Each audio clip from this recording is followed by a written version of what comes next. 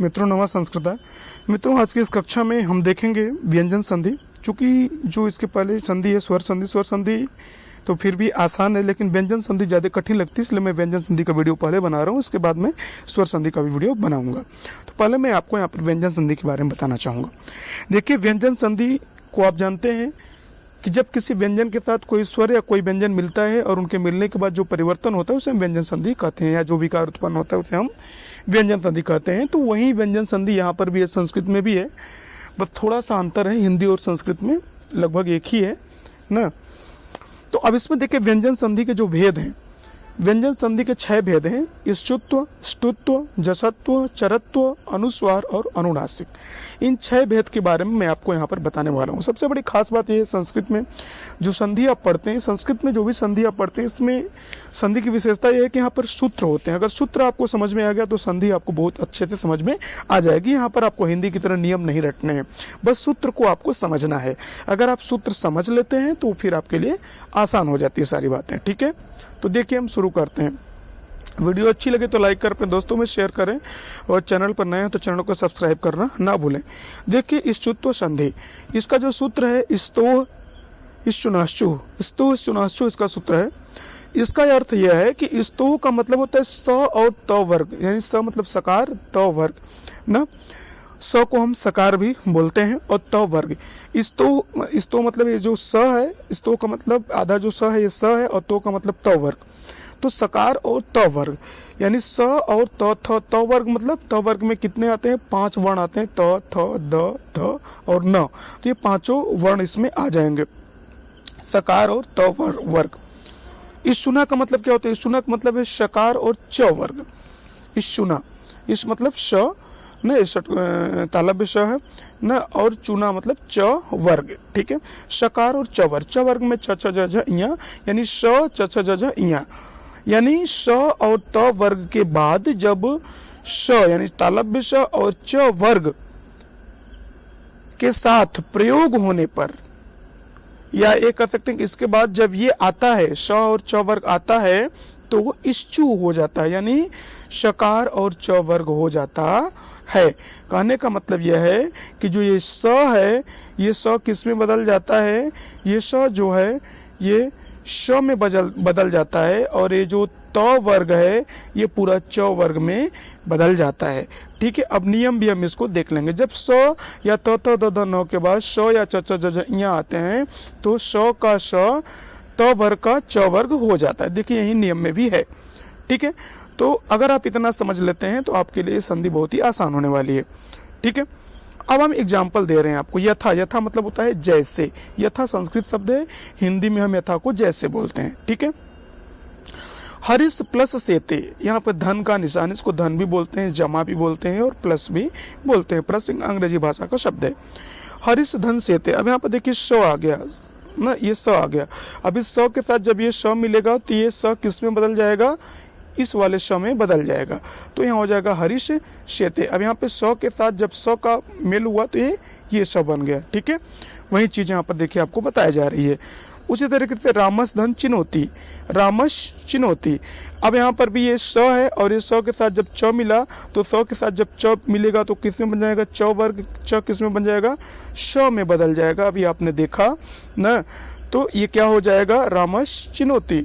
सत धन चित्त। अब त के साथ जब यहाँ पर ये ची मिल गया तो ये त किस में बदलेगा? त वर्ग हमेशा च वर्ग में बदल जाएगा, तो सच्चित हो जाएगा, यानी त के साथ जब च मिला तो च बन गया।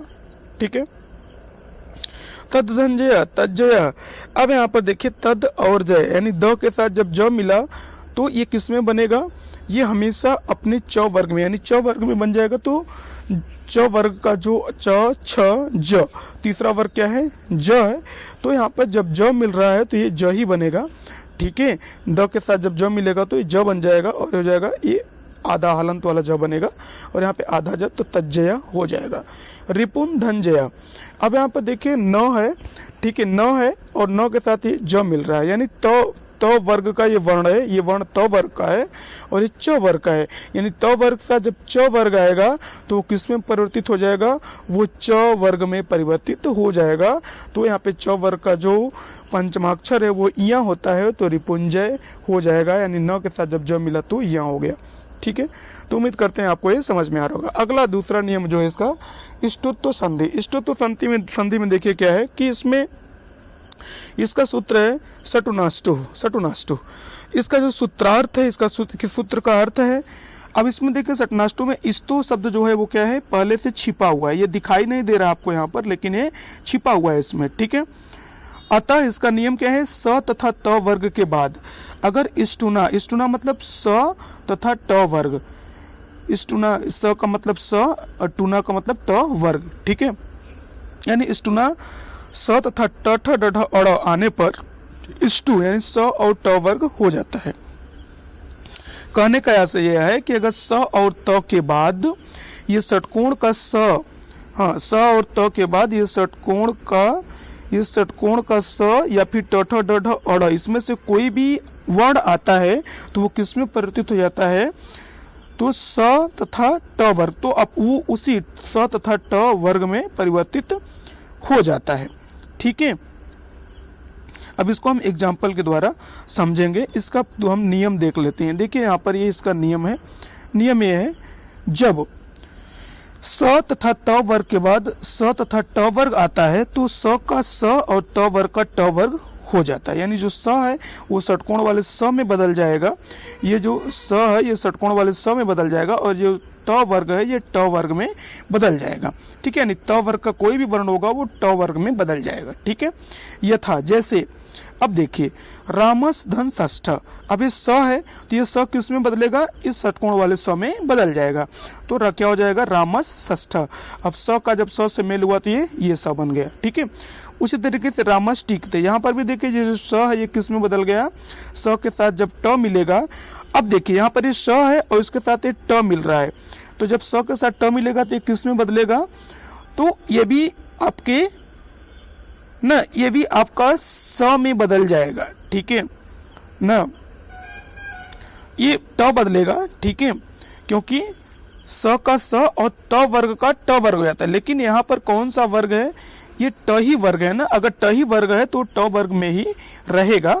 ठीक है, तो ये क्या हो जाएगा रामस टीकते, क्या हो जाएगा रामस टीकते, यानी स के साथ जब ये ट मिला तो ये किस में बन गया, ये यहाँ पर भी षटकोण का स ही बनेगा। ठीक है, तो रामस टीकते हो जाएगा। ठीक है, उसके बाद मत धन टीका। अब यहाँ पर देखिए त के साथ जब ट मिला तो ये क्या बन गया, ट वर्ग बनेगा, तो ये ट बनेगा ना, तो हो जाएगा मट्टिका। उसी जगह से उड्डयन, अब द के साथ जब ड मिला यानी ये त वर्ग का व्यंजन है और ये जो है ये ट वर्ग का है, यानी त वर्ग के साथ जब ट वर्ग मिलेगा तो वो किस में परिवर्तित होगा, वो अपने ही ट वर्ग में परिवर्तित हो जाएगा। यानी द के साथ जब ड मिला तो ये ड बन गया, आधा ड बन गया और यहाँ हो गया उड्डयनम। ठीक है, उसी तरीके से अगला है देखिए पुष धन त पुष्ट। अब ये षटकोण के स के बाद जब ये त वर्ग आएगा तो ये किस में परिवर्तित हो जाएगा, ये स के साथ जब त मिला तो ये ट बन गया, क्या बन गया, ट बन गया और शब्द हो गया पुष्ट। उसी तरीके से कृष्ण धन न बराबर क्या हो गया कृष्ण, स के साथ जब न मिला तो क्या हो गया ड़ हो गया, ड़ बन गया। ठीक है, तो इसी तरीके से यहाँ पर है देखिए ये परिवर्तन हो रहे हैं। ओके, उसके बाद देखिए हम आते हैं जसत्व संधि पर। जसत्व संधि क्या होती है, इसका जो सूत्र होता है वो झलाम जसो अंते।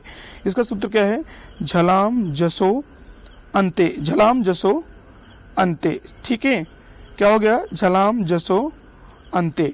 अब झलाम जसो अंते में क्या है, इसका जो सूत्र है वो है झल प्रत्याहार। झलाम मतलब झल प्रत्याहार।